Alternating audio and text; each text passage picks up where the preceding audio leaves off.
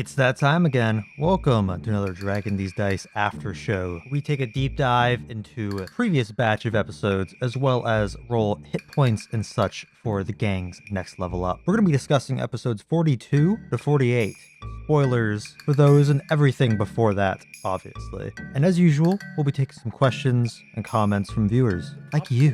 First off, you all leveled up to level 9. Hey. So we're going to roll hit points here.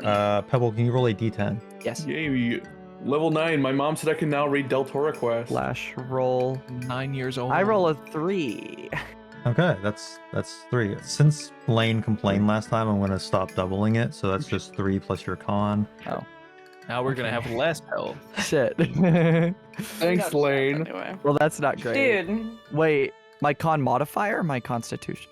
Don't worry about it. Health goes from 80 to 85. Yay! Also, I'm goofing. I was going to drop the 2 con mod thing once Pebble got Revivify, which she has now. Mherren, I need you to roll a d8. I also just realized that I didn't actually respond to your DM. Yeah, for the spell that you want. Oh yeah, Somebody, I got a 6. I also need you to choose which spell you want. I if was you about to have- say, I think I'm gonna go with Misty Step. Okay. I need more utility spells. I have a lot of damage or give me armor, but not anything else. have you all know that Peanut convinced me to actually look at utility spells this time? What? Really? You can, yeah. I'm going to place bets for whether or not Mozzie uses one of the spells he took. Can I get none of that action? Yeah, do you want me to wager? Shello, can you roll a d8? 5. Shello's My health goes con- from 55 to 61. My con mod isn't added. It was. It would be 52 then. It's doing it automatically, so whatever is in D&D Bond is how it works. Okay. Yeah. Since you're at rogue level 3, you got your rogue subclass. So, Spoilers. No. lastly, Balthazar is a d6, PP, 3. going from an even 50 to 54. Congratulations, Jeez. Wow. Nice. I love math. Kelly. Did you look through the DM I sent you with all the stuff you Yeah. got? Are you? I like that you made fun of Modsy multiple times in it. Right, I'm looking I at mean, it. It's now. crazy.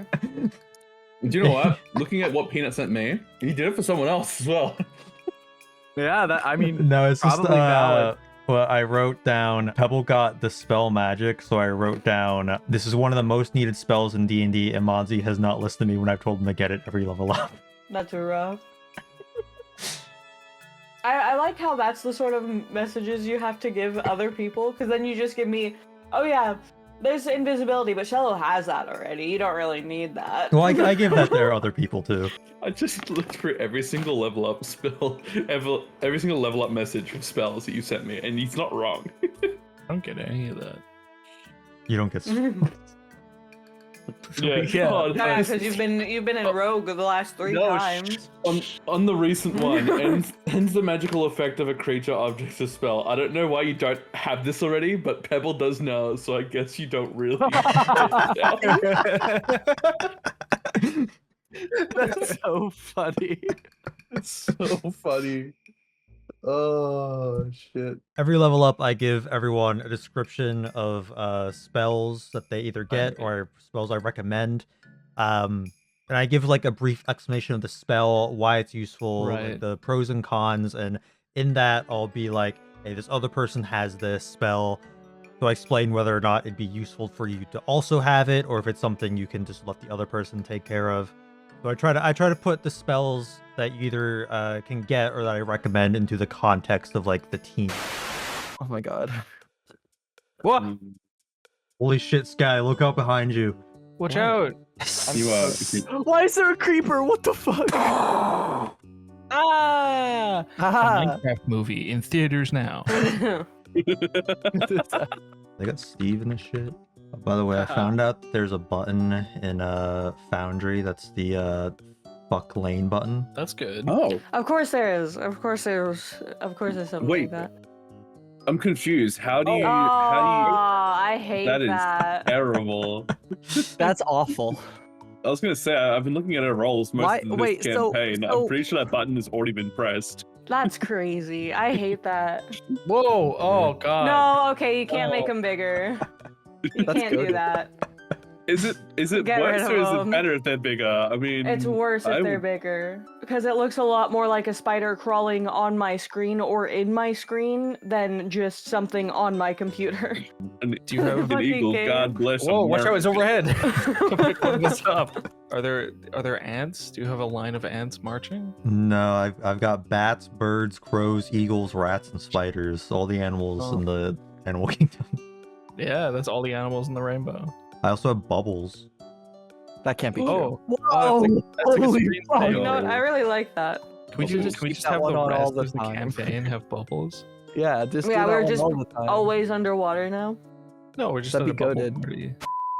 We'll now be diving into all the episodes the group was level 8, taking questions, comments, and discussion topics from viewers on YouTube and our Discord. It was pointed out how soon this level up was. That's pretty much just because I feel the last few level ups took a bit longer than what I wanted to kind of get to like the narrative point of a level up. So I had this one come sooner to kind of make up for it and give you guys get you guys like closer to the level where I want you to be going into like Lupin Pine.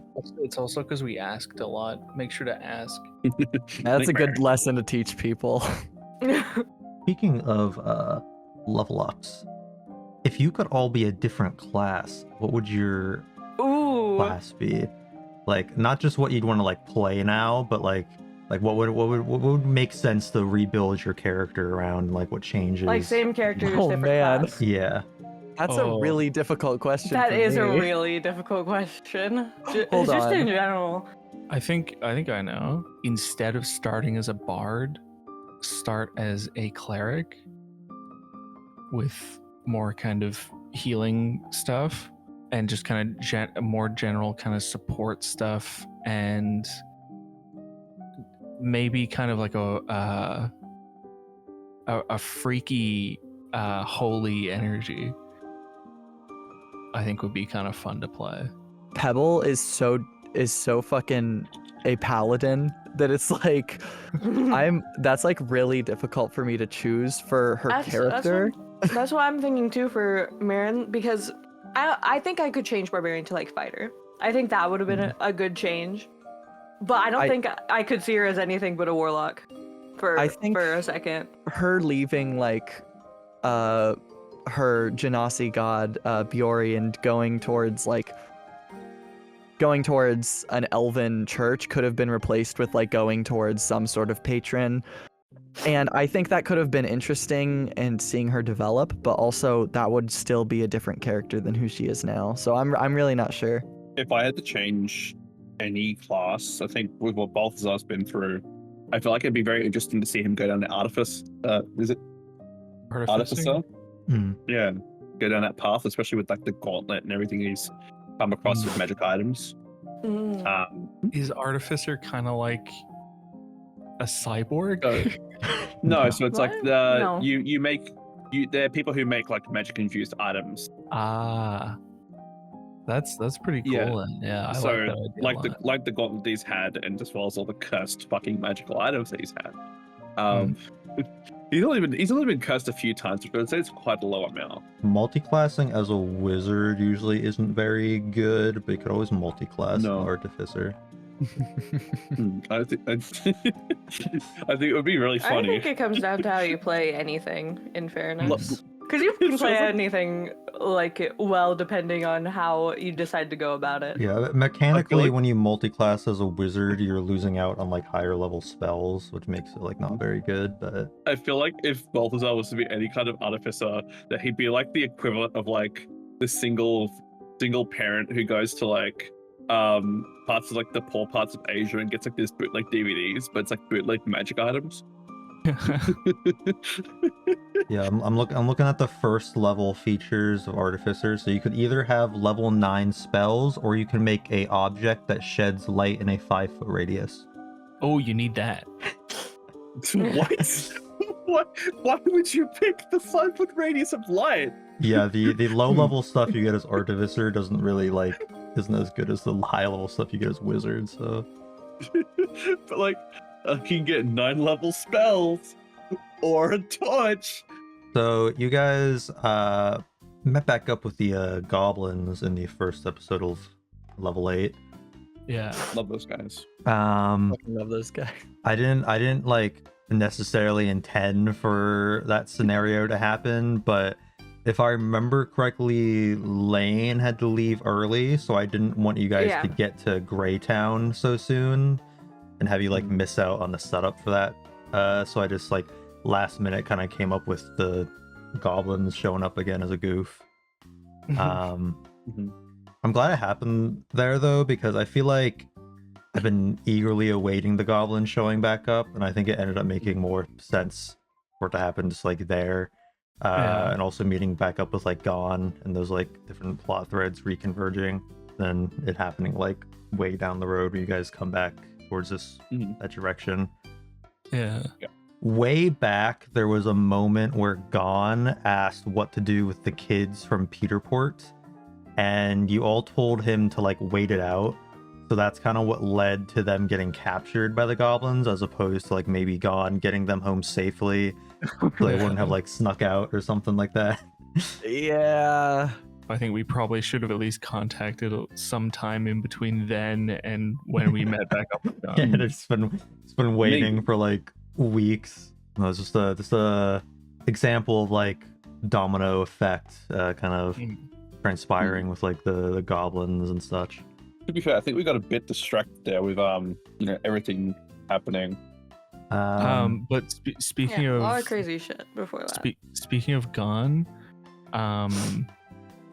we've left a lot of loose ends lying around just because we get very sidetracked and very we take up a lot of time on the things that we're doing, and then we end up not revisiting certain characters or leaving characters in situations where it would be too bothersome for us to go back and talk to them again.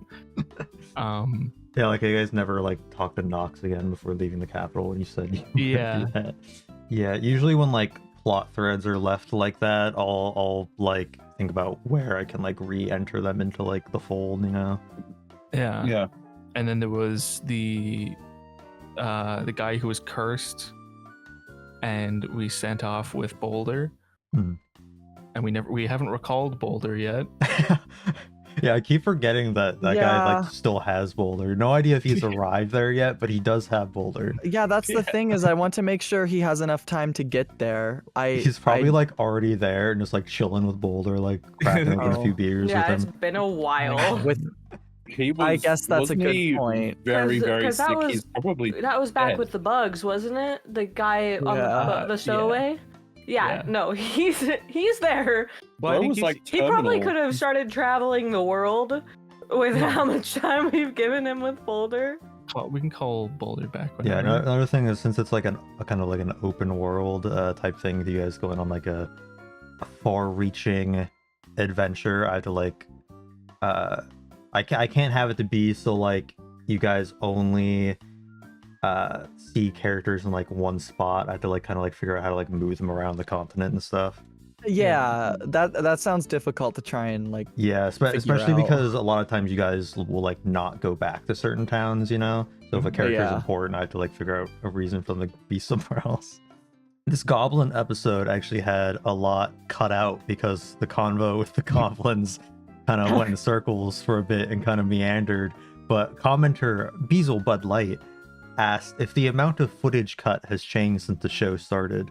I'd say that it has gotten better, especially with like looking up rules and things, which we still do that, just like clarify things or like if we forget something. But since we're like more familiar with how to play the game, that aspect of like having to cut out stuff isn't really as much. But it's hard for me to like remember how much I was cutting out at the beginning as opposed to now, but I feel like most of it is still kind of the same, since the bulk of what I edited out is like silent pauses between talking or just like trimming things down to make it more engaging. When I'm talking in character to an NPC, the majority of it will probably be cut out because I will not talk in a straightforward sentence. without making Shello say accoutrements. Yeah, I will. I will often cut down Shello's conversations specifically to make it more like digestible, and also I'll Yeah. sometimes I'll cut out "Hey Pebble" or something like that in order to start the conversation. I'll just get right to the conversation happening, because like over Discord, sometimes you guys have to like say character names, like make sure someone knows that they're being spoken to, but in the show it doesn't really matter as much. I do definitely think that we can get like too comfortable with it being edited, since we'll like be like, oh, we can just like cut that out and like keep going. So like sometimes we'll like take time on things that we know will be edited out, when we could be like being like speedy or like moving on faster, stuff like that. That doesn't really matter since we're like recorded and I can just edit it. It just gives me like more work to do later. But Yeah. we probably could be like more like conscious of that, especially if we end up doing streamed games eventually. True. I do think it could possibly be like underestimated how much can be cut out. That's just like pure filler. Because when I'm saying like cutting out like more than 2 hours of recording, it seems like I'm like cutting out like whole scenes and stuff like that. But usually it's literally just like pauses between sentences, or Well, like, people like each- talking And over then each when we other and take having to like breaks and edit stuff, out. too. Yeah, and like breaks. But like each session usually goes on for a minimum of like 4 hours. Yeah, I was about to say we usually do at least 4 hours. Yeah, usually I'll be cutting. Usually the footage gets cut in half by the time it's uploaded. Yeah. Yeah. Although I've like sometimes like tried not caring as much, because I like as an editor I can be like a perfectionist, but since what we do is kind of like invisible editing where it feels like it is watching a live stream, things are just like streamlined to make it better for the viewer. But because it does just kind of feel like a stream game, I'll occasionally leave in pauses or like searching things up if it like works for the pacing, just to make things seem more natural and stuff. I was actually going to mention, because I don't watch a whole pile of tabletop RPG podcasts, but I started watching one recently, and they, from what I can tell, they don't really edit much of the actual stuff in the show. The main editing they do is they just cut at a certain point, and that's episode 1, and then they keep the going, which I don't think we'd be able to pull that off with how long the session. There's some podcasts that they just like do it like as just like a straight game, or like it's live streamed. There's other podcasts that people might not realize are edited, because they'll hide it like we do, or like they'll like, if they have like a camera set up, you can like hide cuts and like switching camera angles and stuff like that. Yeah. Anyway, moving on to Graytown. Yes. Graytown. Sorry. I was just getting very excited. Sorry. So Graytown was meant to be like this fairly simple mystery that ended up becoming complicated in like multiple ways. So the final confrontation was interesting, because you were all like pretty close to stopping the portal from opening. If you just like killed that last imp in time, you would have been like good. But it had like a small amount of health left to like open up the like portal. God damn. I love bad rolls. That makes that even more painful. I think because that was what stopped us, wasn't it? Just I kept rolling abysmally each time I tried to attack anything. So it took like 3 turns to actually kill anything. You were exhausted, weren't you? You guys, you guys. Oh, that's true. I think I was. You guys killed Savori and then kind of like underestimated like the imps, and then like also like kind of rolled badly for taking them out. I remember us like making jokes about them being like a bug. I actually didn't expect Savori to be killed, because I assumed you'd always want to like interrogate him. Since like Shello did the finishing blow, you just killed him. The first time. So I don't have much to comment on that. So when comment. Savori died and the portal opened anyway, I had to quickly like pull in a demon NPC to be the talking head to fill in some like exposition that Savori was no longer able to give. So that demon character did not exist until that very moment where I had to like pull something out of my ass. It was going to just be literally like out of your ass. it was going to be like just like a faceless devil army on the other side with Savori explaining things. So if you notice in that episode, the devil that walks out is a square image instead of like a circle. That's because it's the default on the VTT. I didn't like have I didn't expect it to happen, so I didn't make a token. You And expected things to go well for us? it's really funny because when you asked a name for that demon, I had to just real quick, I googled devil fantasy name generator and just read the first thing, which was Boobob, without even thinking. So that was not a name that I just made up. I actually searched up, and that was the name it gave That me. was a kind of funny name. I was expecting some frantic looking around your room. Shit, what's a name? Boob. A booba. Yeah.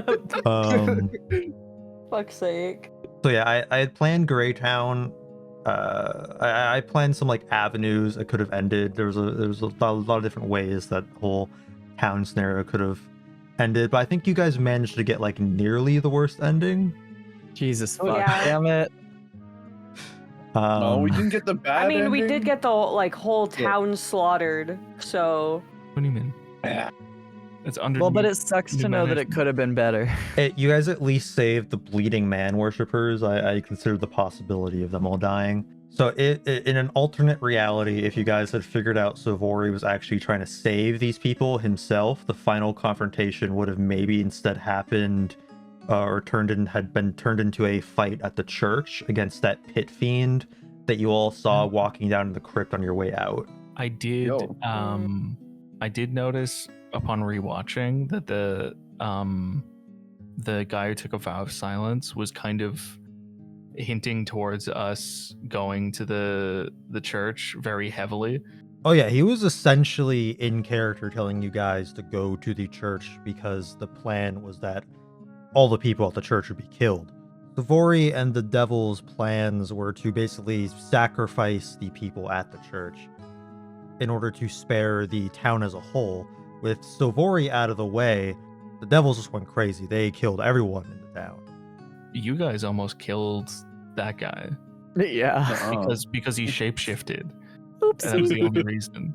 I had like a whole thing planned of like a church battle map with like the pit fiend there and having to like save all the people inside from it and stuff like that. But that entirely happened off screen. And with you guys not there, who knows who died. Everyone lived. Graytown as like a whole, I was very, very invested in the kind of religious trickery going on. I found that very enjoyable, where it was kind of taking advantage of Pebble's faith in a way that I feel like most cults would. That was definitely the hardest roleplay I've had to do in this stupid podcast. not stupid, literally. Sorry, I say stupid a lot.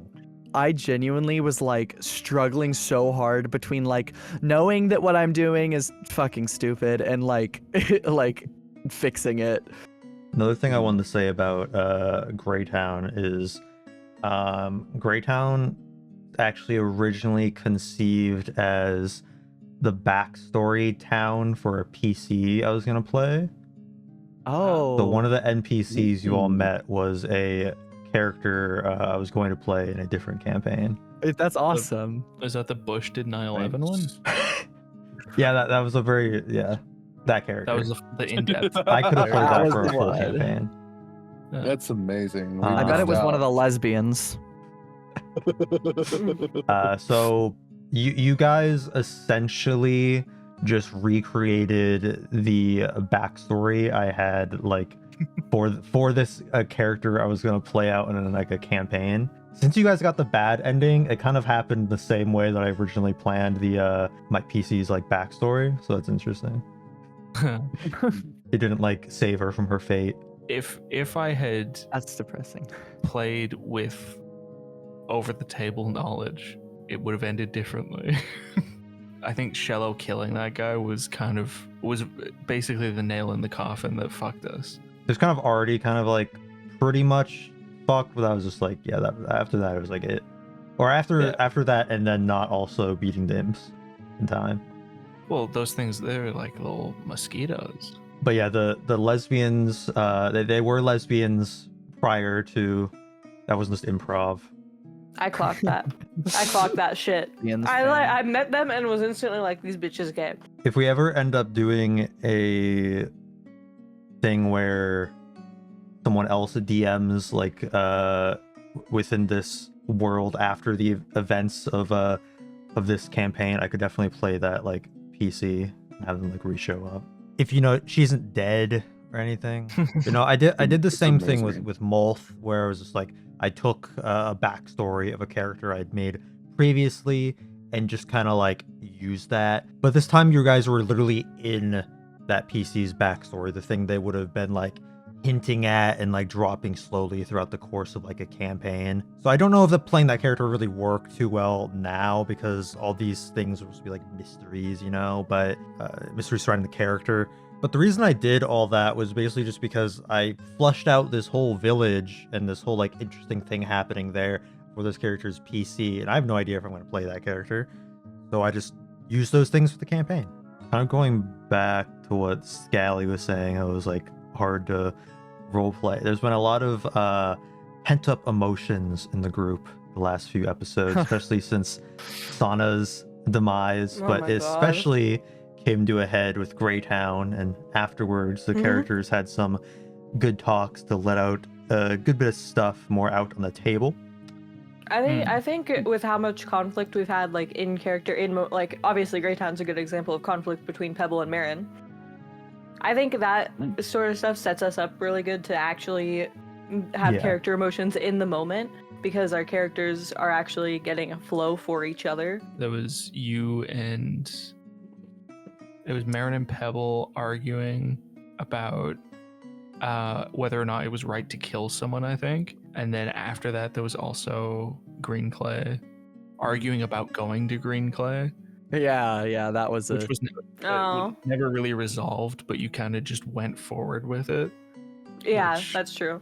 I think honestly, in the moment, made sense for someone who had just met someone like a week ago. I think it also kind of made sense to me whenever we got to Felsenstead. Yeah, that's what I was just thinking. It really came to a head there. And then Pebble just went to leave, and I was like, that just makes sense.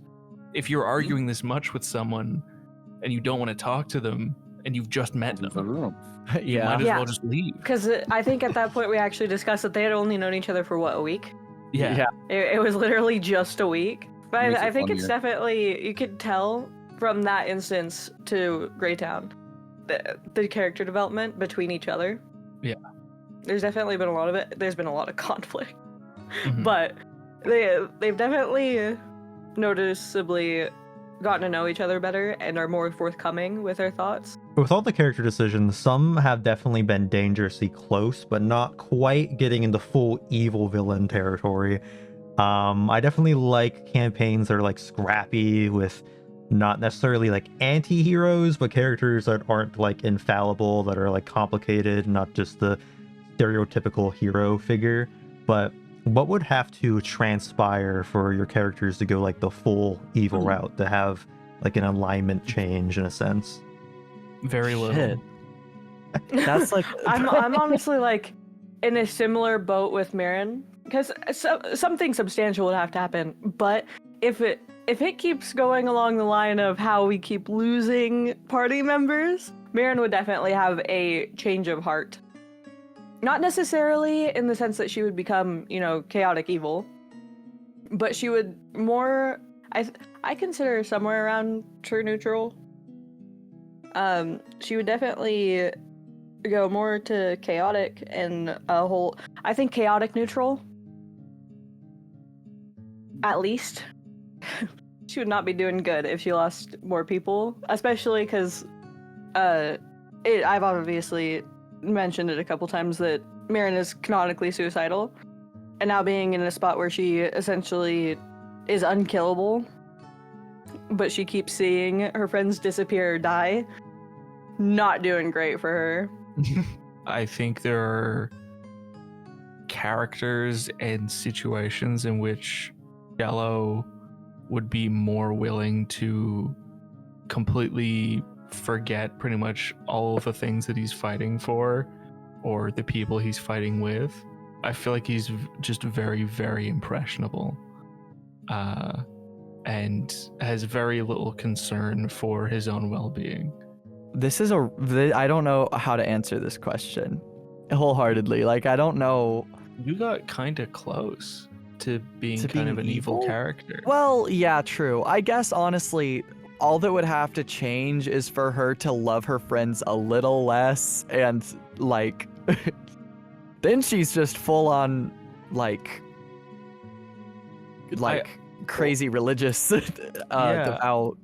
I was thinking in Graytown, you were pretty committed to hunting down all the people of the cult. That pretty is evil. true. That was pretty evil, huh? Yeah. With the devils and the church in Graytown, it was very much a thing of lawful good and lawful evil getting like intertwined and like unrecognizable which is which, because like, you know, Savori as a head of a church before you guys knew the deeper truths, he was telling you to do things that were lawful evil, but it still made sense as a head of a church to say that. So it kind of is an interesting commentary on like religion through the lens of like devils in D&D being these like lawful evil kind of things. There's an interesting playing on that. But yeah, that's true. I think Then, that may be the only thing that made Mherren sound right in that scenario as well. Yeah. Just you wanting to hunt down cult members and Mherren like, no, what the fuck? Yeah. Because she didn't trust the church. I don't think Mherren would have seemed nearly as right if you hadn't done that. As the kind of crafter of the story, I kind of anticipate certain things. Like I anticipated the Pebble versus Mherren kind of ideology thing at play. So when making this story revolving around Savori and the church, I wanted it to be like neither Mherren or Pebble were in the right or in the wrong. It was just kind of this like gray area in Graytown. Like obviously the church is up to some like weird stuff, but finding out the truth, it was a bit more complicated because Savori wasn't necessarily like an evil man. He was trying to hunt down these cultists, as he called them, because he was tricking people. He wanted to protect people he cared about, but he didn't have he had the memories of them taken away, so he needed other people to hunt them down for him. So in finding that out, it's like, where's the truth lie? What is the good? What is the bad part of this? It was very much engineered in a way to make the characters question their ideologies, think about it a bit more. Because like there's that stereotypical thing of like, oh, the good church is actually secretly hiding something. Then I did like the sort of double twist where it was like, the thing that they were hiding is that they're actually not as bad as you think. They're still doing something bad, but it's a different kind of bad than what you think. Because like there was obviously something up with Savori and the church. Like there was obviously like sinister undertones there. I knew fully well that Pebble would just like buy into it immediately, and that Mherren and possibly everyone else would be like, I don't know about this. But the kind of interesting thing is that Savori as a character also knew that the thing he was doing was like kind of sinister, but he was using Pebble in the same way I was as a dungeon master, basically. Just making up a lie about these people being cultists, stirring up fear within the town, which in the stereotypical scenario, he'd be stirring up like fear of these people because like he wants the ultimate power of the town. He doesn't want other religions in here to get in his way or anything like that, when the truth is that he was once a member of these people. He just had like the memories taken away. So like, yeah, he had to kind of make up this lie to have people like help him find them and stuff without cluing in on like the demons and the devils and stuff that he's like has this deal with, where he's sacrificing the people that are new to the town that he doesn't actually care about. So it ends up being a case of where the church is actually kind of like the victims in this. All these like nuns and people at the church that had like no idea. They came here like in a kind of replacing this religion, which is not good, obviously. But yeah, they didn't know about like the actual undertones and like the that they'd eventually like be pretty much lambs to a slaughter. So this whole Graytown scenario was definitely a play on like biases, characters like biases and their ideologies, and like how the truth is more complicated than what it's set out to be. Kind of like poking fun, I guess, kind of a meta thing on like quests in D&D, where like, oh, is this like standard like good versus evil thing, when like it's it still kind of is that in a way, but it's more muddled. I think, if I'm being honest with how much Balthazar's been through, if the whole rest of the party was to perish, I think Balthazar would just be like, fuck this shit. I'm killing every motherfucker out here. Don't care if I fireball the goddamn continent, I'm doing it. Fireball the Oh, continent. God. Do you all think there could ever be a point where it becomes an actual PvP situation? I think so. I think it's yeah. possible. I I don't know if it'll do. happen anytime soon, but I think that it is very much possible. It's think- almost happened a couple times, I think. I hope it doesn't happen, about but it definitely could, and probably has gotten close. It definitely has gotten close to happening before already. Yeah. A nice Civil War moment. I've thought about it multiple times. What about killing all your allies? Yeah. Not killing, but Well, Don't put words in my mouth. the issue is like, even if I think it is like correct for the character to want, I don't want to ruin anyone else's fun. And I feel like if Shello just started killing members of the party, I don't think. I feel like Shello, first of all, probably wouldn't last long. Maybe not. I think you're greatly underestimating your strength here. I'd say usually in D&D games you want to like avoid PvP, both because design-wise D&D isn't really a system where PvP works too well. Like it wasn't like designed around it, and games with PvP like end up kind of being like it's hard to kill other players. Like Yeah, I was gonna monsters say. are so much weaker than other players, you know? So PvP can go on for like a very long time. It's Yeah. just like a treadmill at that point where it's Yeah. never ending. Yeah. But it's also just makes situations kind of like sticky and not really fun, as you were saying, because like it's a team game, not a competition. Yeah. So that's why usually I'll try not to like even have you guys like roll against each other. I just like try to keep player to player interaction mostly all in RP. Because since we're all like telling a cooperative story, that can really usually just be hashed out amongst ourselves without needing to get like dice involved. I don't know. I think I've accidentally almost killed the party multiple times. Yeah. Yeah. Yeah. I think yeah, it's quite that's- easy to that's- kill Yeah, the you party. have. That all being lived in said, that a PvP one shot could certainly be interesting. Yeah, that would be really, really Like interesting. a sort of like canon gray area, or maybe some like Beyonder Alright. type individual pits you all together in like a big arena. That's, although that would probably be best for like a post campaign thing once you're all like fully upgraded and we have like Yeah. nowhere else to go with the characters. It'd be kinda- each singular fight would be a whole session. It'd be kind of Oh, fun God. just to fuck around with like fully leveled characters against It each other. would be really fun. Yeah, Like at the end of everyone's story, how everyone has like changed so dramatically. Who do you guys actually think would win, like a Hunger Games style PvP? Mherren. I think Mherren would stand a fighting chance. I think Maybe if purely because of Fully upgraded. Yeah. Fully Fully up- upgraded Mherren yeah. would Yeah. win.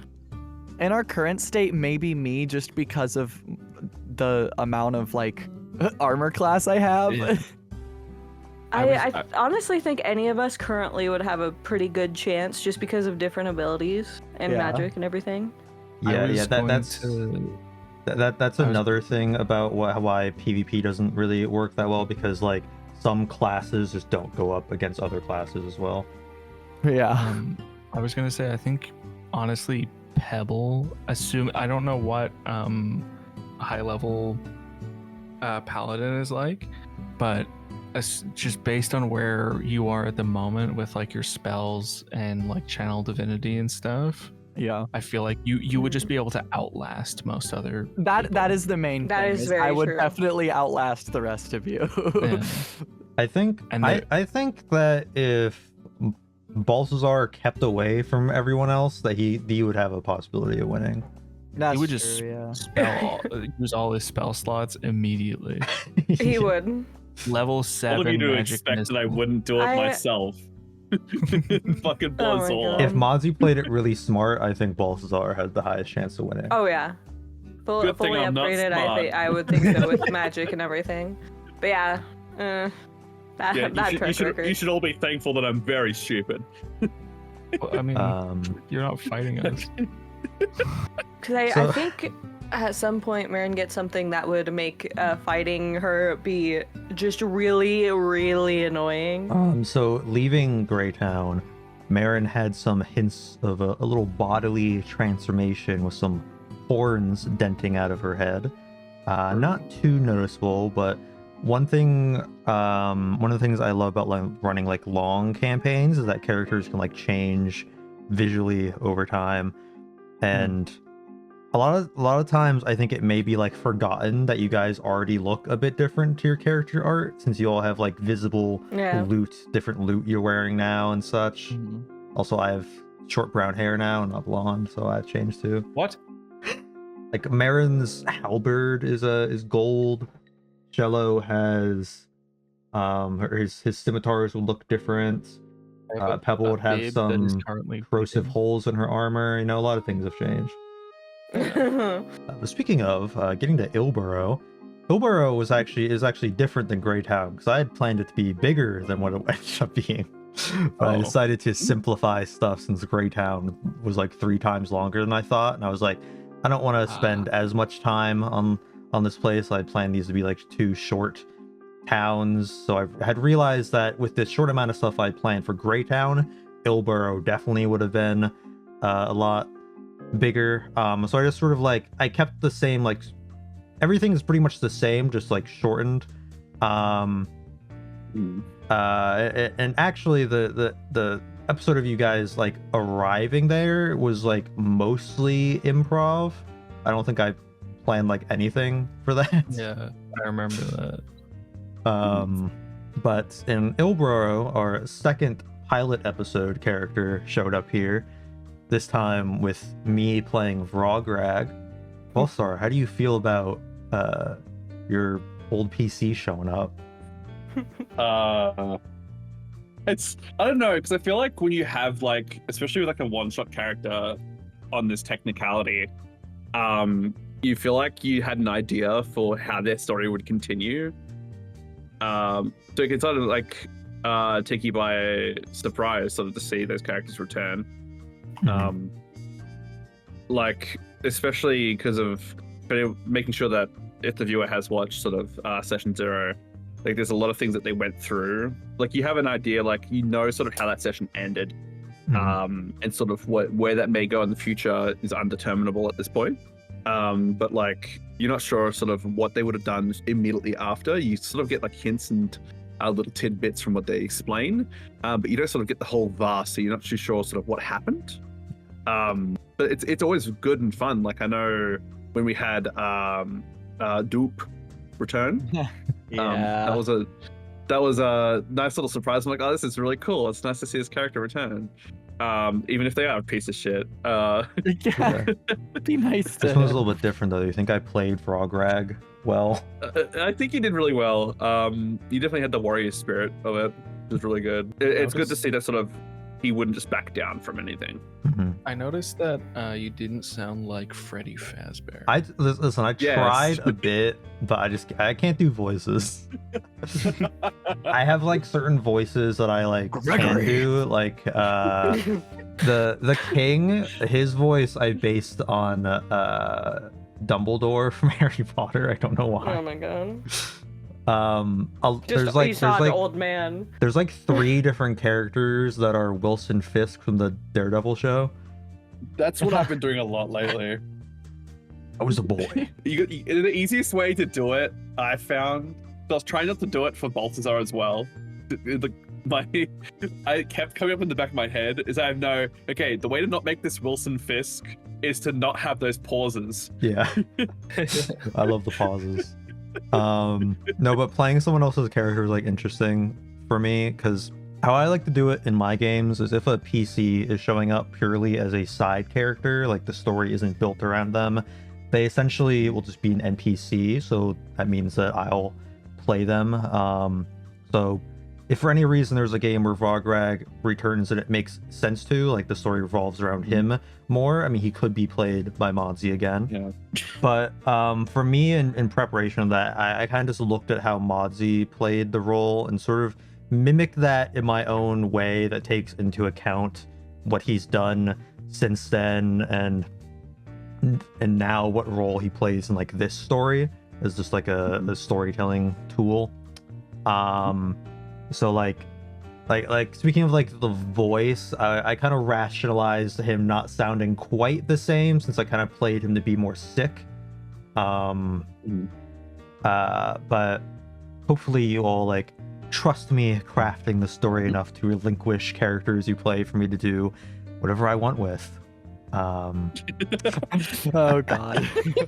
But I mean, I'm not gonna do something I don't think you all will like agree with since I am using like someone else's creation doing that I come at it with a sense of respect to do something I think will be surprising, like maybe Mozzie like didn't think of, but something that is still in line with the character of like Vograg or any other PC or anything like that. I just really hope the audience gasped. Yeah, I also really liked making Vograg an NPC in Mherren's backstory, knowing full well she didn't know who it was. Yeah, no clue. Like double And the surprise. funniest thing was I did listen to the one shot. I just didn't remember any of the names. There's a funny story regarding this because when we were like, "Fuck, who could this be? Who could this be?" I'm really curious who this person is. And then as soon as I found out, I was like messaging later. I'm like, "Holy fuck, you don't know?" She's like, "I don't know." I'm like, I think you've had to deal with my shit twice in your life. Yeah, I thought it was like extra funny, it being like Mozzie's character specifically. Yeah. Yeah, that was really, really funny. Especially how he initially, before we even knew that it was his old character, he started freaking out as Balthazar. There's a bit of It really jealousy just there. tied it all together.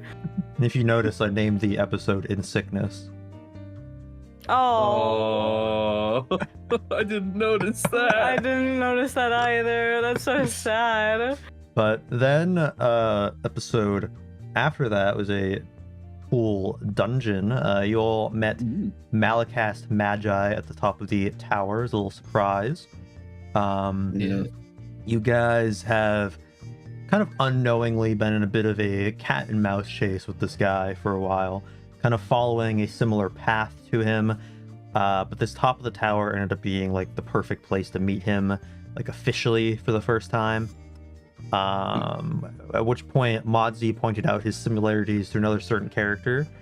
That actually got cut out of the episode, speaking of, since it took away some of the dramatics of the scene, but I'll play the clip here. My likelihood of escape remains at 99%, and That prepubescent ant, in all likelihood, has a higher chance of perishing than I if I cast enough spells. But feel free to attempt to chase. I would do light in proving it not.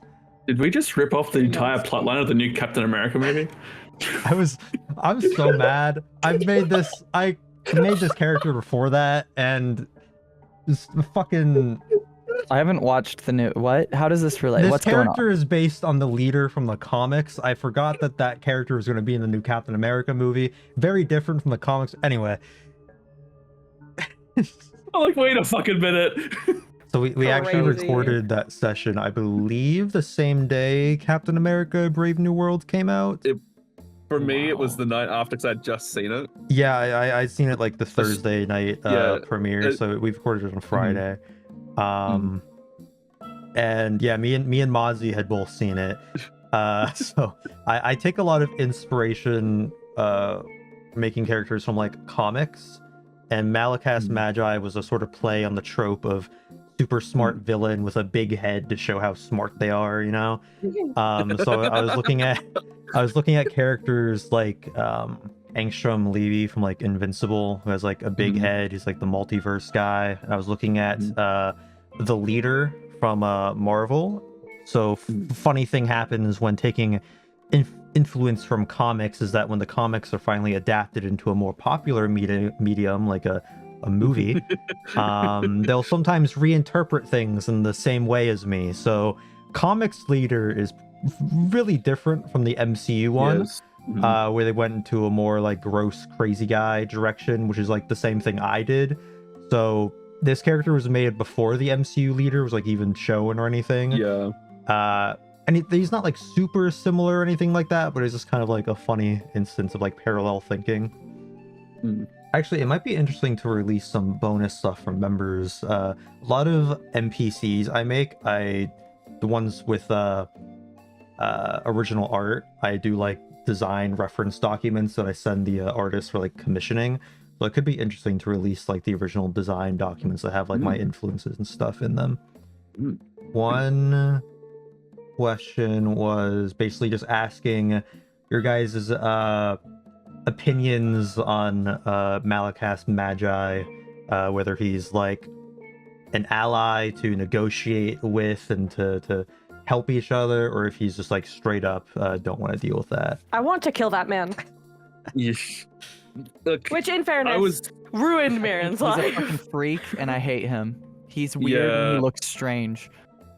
So would you guys not team That's up with fucked him up. if you guys had similar goals? Oh no, I think we could absolutely team Oh, up if with we him. had no, Okay. yeah, for sure. I just don't like I him. think that just afterwards, it's a free for all. Yeah.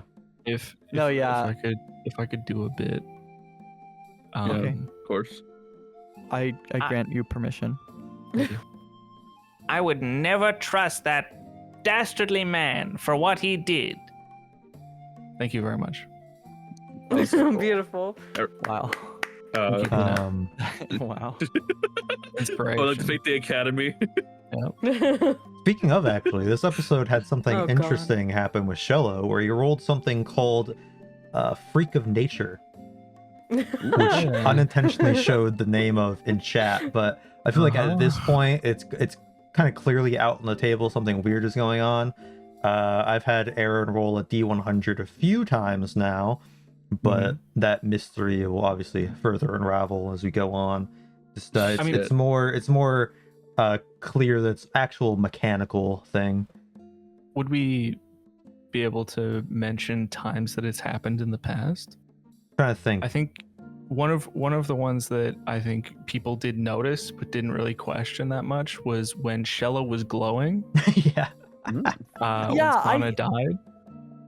Yeah. I So a lot was curious. going on is another thing added on to that. Yeah. Yeah. That was unrelated to Sana dying. Yeah. Oh, okay. Because we were literally sobbing. I'm like, why? What? Yeah. Yeah, so if people like really watch, you can maybe be able to figure out how some of the mechanics work for it, but not something I'll really want to talk about currently. Mm. All you need to know is that there's Shello can spend a use to do something. It's his druid points. There's a few different things he can do with spending a use.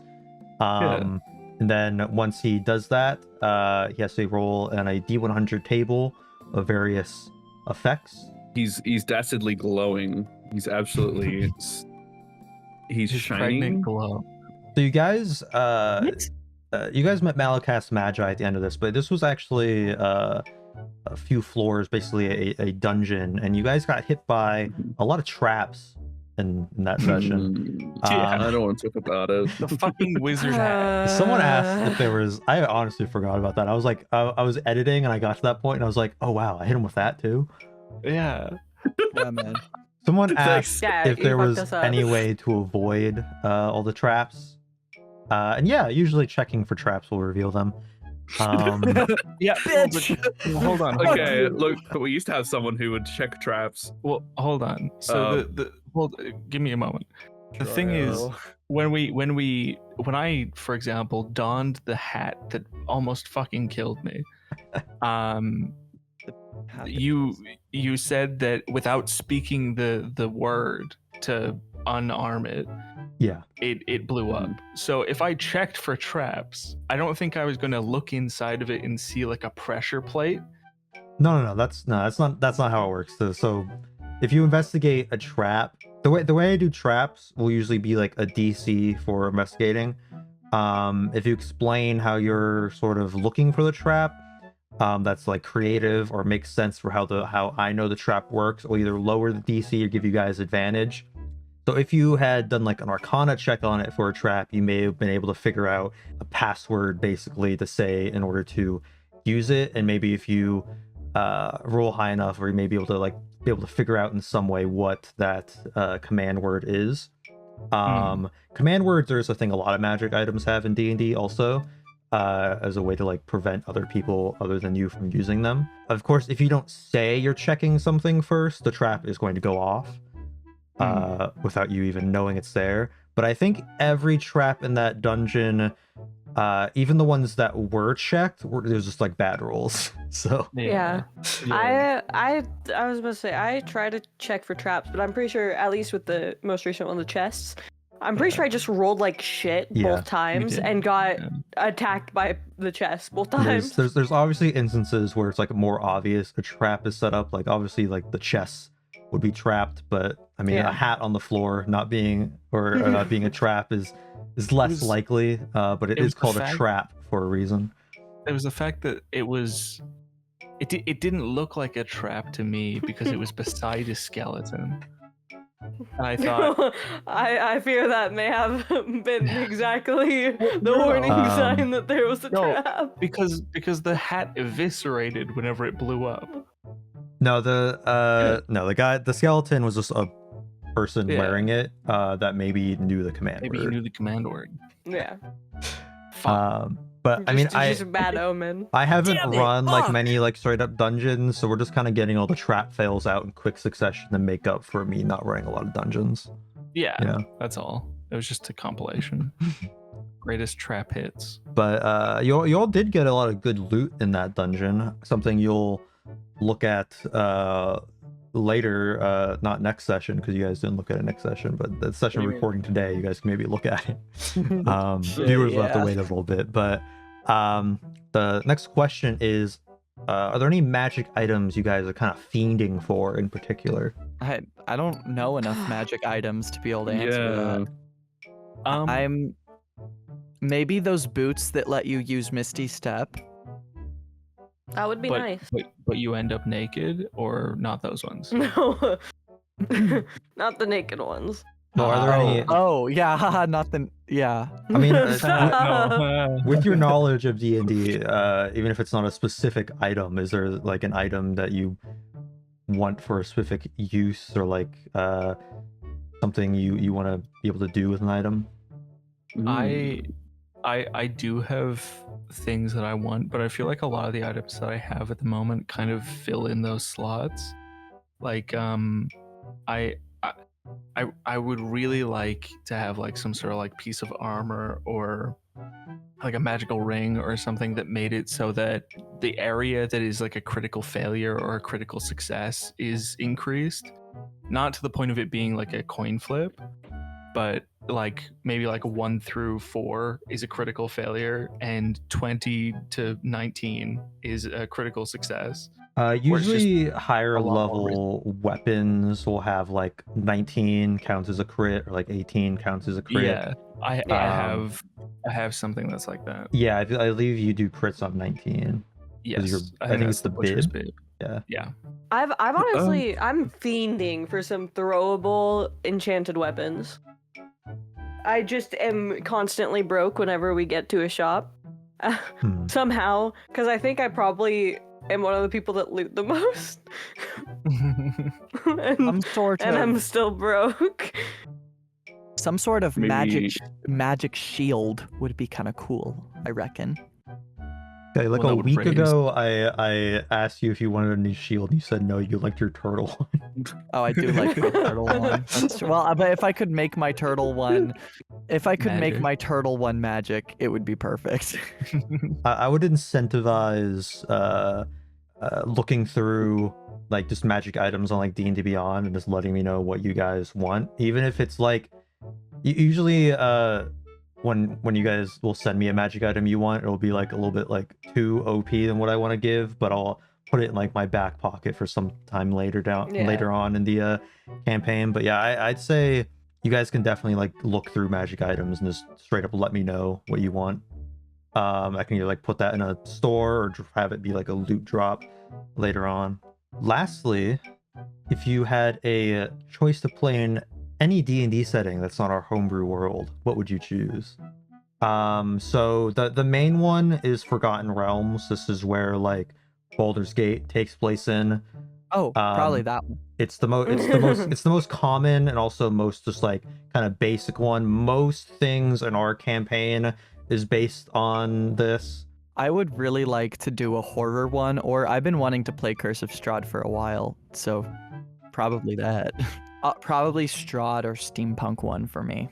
While I do enjoy all of the wacky, goofy theatrics of like fantasy and like kind of old periods and stuff, I think I would really, really enjoy Spelljammer because of the setting as well as it being very kind of pirate themed. It feels like there'd be a lot of room for very kind of comedy stuff in it. Yeah. Whereas the horror things feels like comedy is kind of a side note. Yeah, I mean all the settings are kind of like medieval, like fantasy, just different like spins on that basically. I'd say my homebrew world is definitely most like Forgotten Realms, but I take like things from like all of the different sources, like Thrycreen, or from the 5e version, I think is Spelljammer. I think they're originally from either Planescape or Dark Sun. I've also made like very overt references to some of these, like I had there be the Dark Sun prophecy that cultists are trying to bring upon. They're basically trying to make our setting Dark Sun and like trigger the events of that Cool. occurred for the apocalypse to happen. For that was just sort of like a little Easter egg type thing. I have no idea how Spelljammer would play. I just like the setting itself. Yeah, one reason I like doing this a homebrew setting is that you can like take from wherever you want, and I feel like all these settings are more like confined to know like the lore of the world and stuff. Which is like, it's fun for like some people, especially if you like read like the D&D books that will like take place on these different settings, like the narrative books they release. But as someone that just likes D&D for like D&D, I like just being able to do whatever I want.